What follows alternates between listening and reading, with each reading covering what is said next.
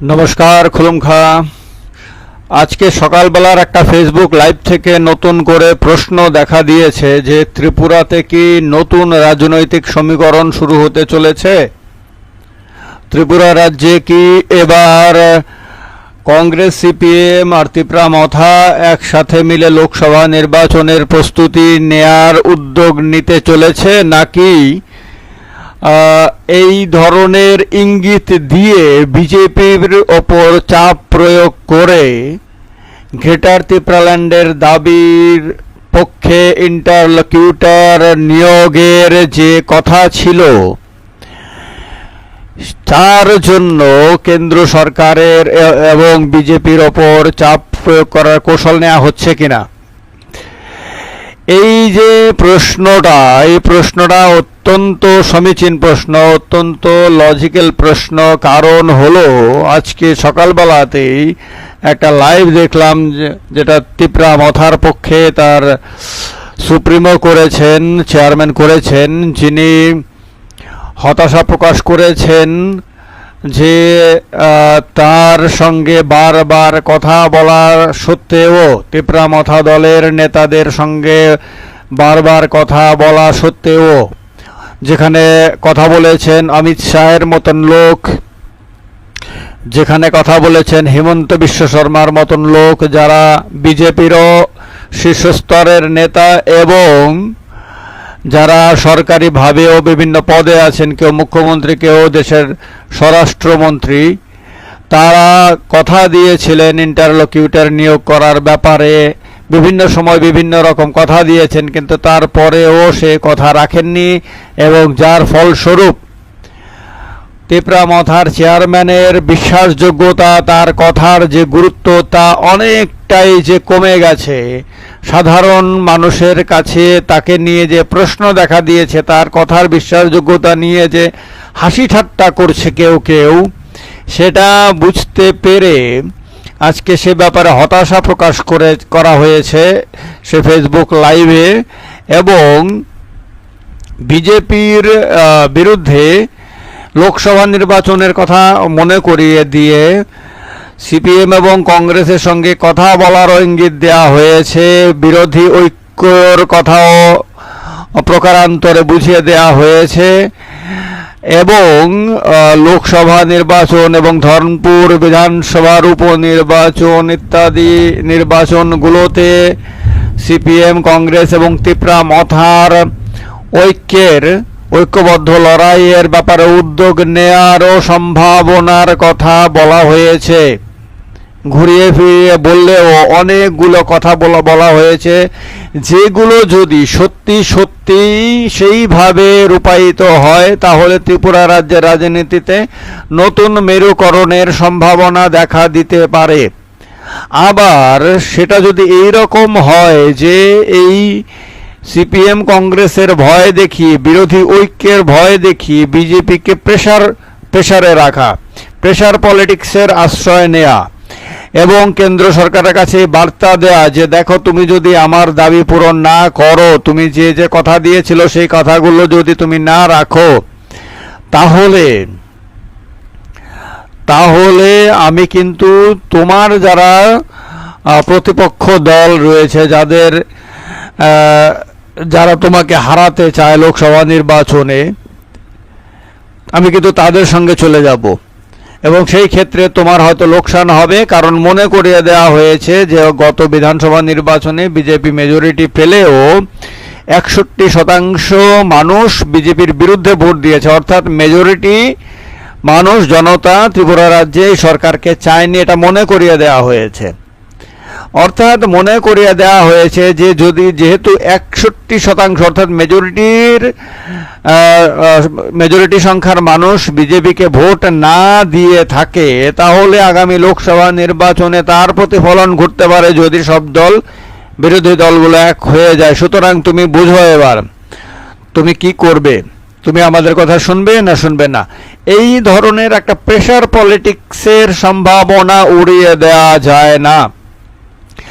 আজকের আমি লাইভটা শুনেছি প্রথম থেকে শেষ পর্যন্ত, তাতে কিন্তু মূল কথাগুলো এরকম। আবার হতাশাও প্রকাশ করা হয়েছে যে অনেক লোক তিপ্রামথা ছেড়ে বিজেপিতে চলে যাচ্ছেন বা চলে যেতে চাইছেন, এবং তাদের এই চলে যাওয়ার পেছনে সবচেয়ে বড় কারণ হলো অর্থনৈতিক।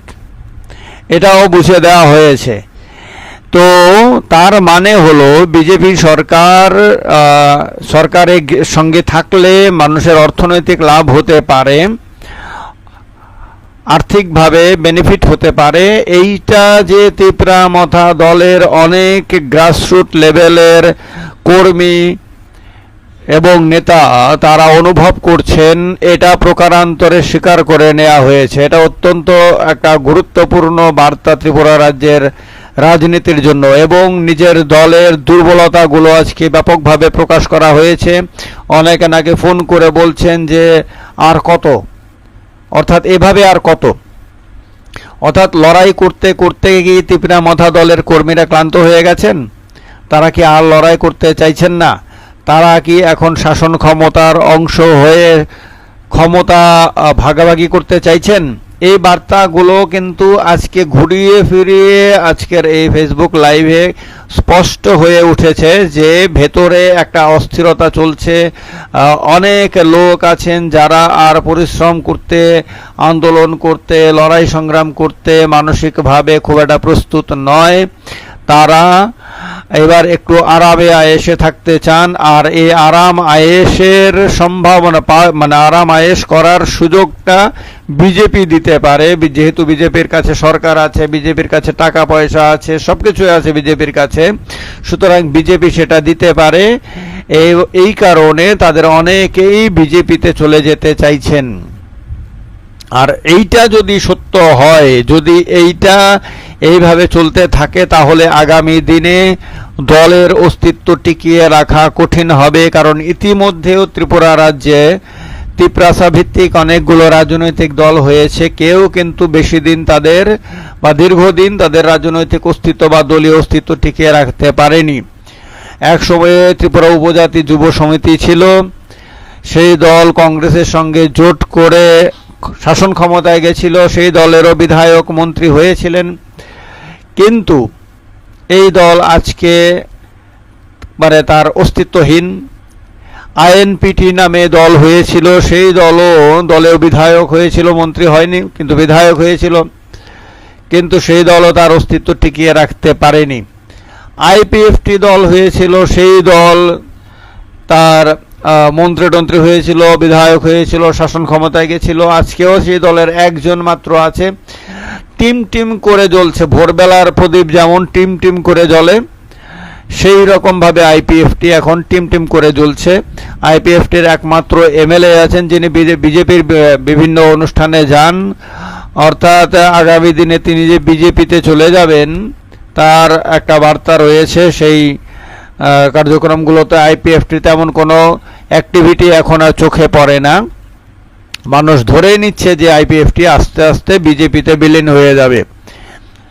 যদি তিপ্রামথার কর্মীরাও, তিপ্রামথার নেতারাও যদি ক্ষমতা কেন্দ্রিক হয়ে যান, যদি তারা পরিশ্রমের প্রতি অনীহা প্রকাশ করতে থাকেন, যদি তারা মনে করেন যে অনেক হয়েছে আর না, এখন একটু আরাম দরকার, এখন একটু বিশ্রাম দরকার, এখন একটু ক্ষমতার সঙ্গে থেকে সুখে থাকা দরকার, তাহলে তিপ্রামথা দলেরও ইতিহাস হয়ে যাওয়া খুব একটা দূরে না। এটা আমার ব্যক্তিগত অভিমত না, এটা একটা বিশ্লেষণ মাত্র। আমি বারবার বলে দিচ্ছি, এটা আমার বিশ্লেষণ মাত্র, এটা কোনো আমার ব্যক্তিগত মতামত না।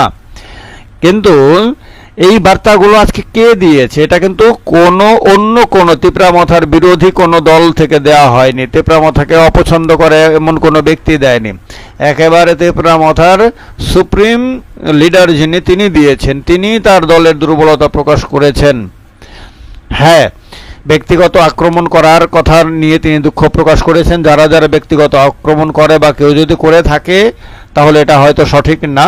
ব্যক্তিগত আক্রমণ কাউকে করা উচিত না, রাজনৈতিক বিষয়ে রাজনৈতিক আলোচনা সমালোচনায় হওয়া উচিত। কিন্তু যেহেতু একটা দল এবং সেই দলের এখন অনেকগুলো বিধায়ক রয়েছেন এবং এই দল সারা জাগিয়ে ত্রিপুরা রাজ্যের এডিসি দখল করেছিল, সারা জাগিয়ে বিধানসভায় প্রধান বিরোধী দলে পরিণত হয়েছিল, সেই দলের আভ্যন্তরীণ রাজনীতি নিয়ে রাজ্যবাসীর কৌতূহল থাকবে, রাজ্যবাসী জানতে চাইবে। এটা খুব স্বাভাবিক ব্যাপার, এতে কোনো আহত হওয়ার কিছু নাই। এটা একটা দায়িত্বশীল রাজনৈতিক দল হিসেবে এই বিষয়গুলোকে অ্যাড্রেস করা উচিত। কিন্তু এতদিন ধরে দেখা গেছে বিভিন্ন গুরুত্বপূর্ণ ব্যাপারে আইপিএফ তিপ্রামথা দলের কিন্তু তেমন কোনো বার্তা ছিল না। অনেক সময় গুরুত্বপূর্ণ সময়ে দল নিশ্চুপ থেকেছে।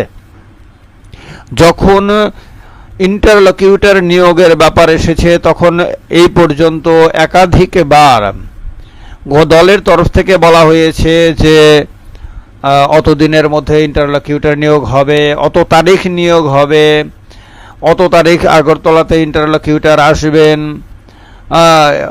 এবং অত তারিখ তাদের সঙ্গে মিটিং হবে, ইত্যাদি ইত্যাদি অনেকগুলো কথা দলের তরফে বলা হয়েছে। না বিজেপির তরফে বলা হয়েছে, না রাজ্য সরকারের তরফে বলা হয়েছে, না কেন্দ্রীয় সরকারের তরফে বলা হয়েছে। অর্থাৎ এখন যদি এ নিয়ে রাজ্যবাসী বা মিডিয়া বিজেপিকে প্রশ্ন করে তাহলে বিজেপি এক কথায় উত্তর দিয়ে দিতে পারবে যে আমরা তো বলিনি এই ব্যাপারে। রাজ্য সরকারও বলে দিতে পারবে আমরা কি কখনো বলেছি এই কথা। কেন্দ্রীয় সরকারও প্রয়োজনে হয়তো বলবে না, কিন্তু চাইলে বলে দিতে পারবে খুব ইজিলি যে আমরা কি বলেছি এরকম কথা, আমরা তো বলিনি। বলেছে কে? বলেছে দলের তিপ্রামথার নেতা। তো যেহেতু তিপ্রামথার নেতারা বারবার এই কথাগুলো বলেছেন তাহলে মানুষের সামনে দায়বদ্ধতা তাদেরই এসে যায়। এখন যখন এই কথাগুলো কোনোটাই মিলল না তখন অন্য বিরোধী দলগুলোর সঙ্গে মিলে লোকসভা নির্বাচনে বিরোধী ঐক্যের সম্ভাবনার ইঙ্গিত দেয়া হচ্ছে এবং ধনপুর উপনির্বাচনে বিরোধী ঐক্যের ইঙ্গিত দেয়া হচ্ছে। এইটা কি আদতেই বিরোধী ঐক্যের কোনো সম্ভাবনার রাস্তা তৈরি হচ্ছে, না এটা বিজেপির সঙ্গে প্রেশার পলিটিক্স খেলা হতেই পারে। রাজনীতিতে এগুলি হয় খুব স্বাভাবিকভাবেই। রাজনীতিতে প্রেশার পলিটিক্স যে কোনো দলই করতে পারে, যখন যার মতন হয় এগুলি করে। সেই রকমই কিছু এই প্রশ্নগুলি কিন্তু রাজ্যবাসীর মধ্যে জাগছে এবং জাগবে। এবং দায়িত্বশীল রাজনৈতিক দল হিসেবে মথাকে কিন্তু এই প্রশ্নগুলোরও স্পষ্ট উত্তর দিতে হবে, কারণ এখন আর তারা মানে কি বলবো জনগণের দ্বারা প্রত্যাখ্যাত কোনো রাজনৈতিক দল না, কিন্তু জনগণের দ্বারা নির্বাচিত হয়ে বিধানসভায় বিরোধী দলে পরিণত হওয়া একটা রাজনৈতিক দল। ফলে তাদের সম্বন্ধে মানুষের মধ্যে যেমন কৌতূহল থাকবে, আলোচনা হবে, তেমনি সমালোচনাও হবে, নিন্দাও হবে। সেগুলি সহ্য করার মতন ক্ষমতাও তাদের অর্জন করতে হবে। ব্যাপক সমালোচনাও হবে। সেই সমালোচনা সহ্য করা, নিন্দা, গালি গালাজ এগুলি সহ্য করার ক্ষমতা রাজনীতিতে থাকতে হয়। রাজনৈতিক নেতাদের যার যত গালি সহ্য করার ক্ষমতা কার বেশি থাকে, যে যার ক্যাপাসিটি যত বেশি, যার ডিগ্রি যত বেশি, রাজনৈতিক ডিগ্রি আর কি, রাজনৈতিক উচ্চতা, রাজনৈতিক গুরুত্ব, রাজনৈতিক মর্যাদাবোধ, আত্মমর্যাদাবোধ, ভারিক্কি যার যত বেশি থাকবে তার তত বেশি সহনশীলতা থাকবে। ফলে এই জিনিসগুলি এখন তিপ্রামথার কাছ থেকেও ত্রিপুরাবাসী দেখতে চাইবে, শুনতে চাইবে, বুঝতে চাইবে। আজকের লাইভে যে কথাগুলো তিপ্রামথার তরফে বোঝানো হয়েছে রাজ্যবাসীকে, সেই কথাগুলি কিন্তু অনেক ইঙ্গিতবহ। এবং যেহেতু সর্বভারতীয় ক্ষেত্রে বিরোধী ঐক্যের কথা বলা হচ্ছে, বিভিন্ন রাজনৈতিক দল পরস্পরের সঙ্গে মিলে বৈঠক করে বিজেপি বিরোধী ফ্রন্ট বানানোর সম্ভাবনার কথা বলছে, সেহেতু ত্রিপুরা রাজ্যেও এই ধরনের ইঙ্গিতের কথা বলা মানুষের কাছে কিন্তু নতুন বার্তা নিয়ে আসে। এই কারণে আগামী দিনে এগুলি নিয়েও প্রশ্ন উঠবে, অনেক প্রশ্ন উঠবে যে ধনপুরে কি তিপ্রামথা এবং কংগ্রেস সিপিএম মিলে যৌথ ক্যান্ডিডেট দেবে, যে একজন ক্যান্ডিডেট বাকি সব দল তাকে সমর্থন করবে, এরকম হবে নাকি, এবং লোকসভা নির্বাচনেও কি সবগুলি বিরোধী দল মিলে একজন সিঙ্গেল ক্যান্ডিডেট দেওয়ার পরিকল্পনা করছে না করবে? এই প্রশ্নগুলো কিন্তু আগামী দিনে উঠে আসবে। আবার অন্য বিরোধী দলগুলো, কংগ্রেস সিপিএম এর মতন দলগুলো, তারাই বা তিপ্রামথার কথাতে কতটুকু বিশ্বাস করবে, আস্থা রাখবে, সেটাও একটা ব্যাপার। আবার বিজেপি বা এই প্রেশার পলিটিক্সের সামনে কতটুকু ঝুঁকে যাবে, কারণ বিজেপি এখন শক্তিশালী দল, কোনো সন্দেহ নেই। বিজেপির কাছে নিজের নিরঙ্কুশ গরিষ্ঠতা আছে, এবং কেন্দ্রে যতক্ষণ বিজেপি শাসন ক্ষমতায় আছে, বিজেপির কাছে আর্থিক ক্ষমতা, রাজনৈতিক ক্ষমতা, সব দিক দিয়ে অনেক কিছু অনেক বেশি আছে। সুতরাং সেই অবস্থাতে বিজেপি কোনো দলের প্রেশার পলিটিক্সের সামনেই বা কতটুকু ঝুঁকবে, বা বিজেপি কি এটা মনে করবে যে তিপ্রামথাকে দরকার আগামী লোকসভা নির্বাচনে ত্রিপুরা রাজ্যে পূর্ব ত্রিপুরা এবং পশ্চিম ত্রিপুরা আসনে আরেকবার জিততে হলে তিপ্রামথার বা অন্য কোনো দলের সহযোগিতা দরকার বলে কি বিজেপি মনে করবে? বিজেপি যদি এটা মনে করে যে হ্যাঁ বিজেপির একার পক্ষে এই নির্বাচনগুলোতে জিতে আসা কঠিন, এবং বিরোধীরা যদি ঐক্যবদ্ধ হয়ে যায় তাহলে বিজেপির পক্ষে এই দুটো সিট ধরে রাখা কঠিন হবে, তাহলে একমাত্র বিজেপি অন্য কোনো দলের যার মিনিমাম হলেও যার ভোট ব্যাংক আছে তার প্রেশার পলিটিক্সের সামনে হয়তো ঝুঁকতে পারে। এগুলি কিন্তু অনেক যদি কিন্তুর ওপর নির্ভর করবে। এখন দেখা যাক, সবার কৌতূহল অবশ্যই থাকবে এখন তিপ্রামথা এই প্রশ্নগুলোর উত্তর কিভাবে দেয়, এবং আগামী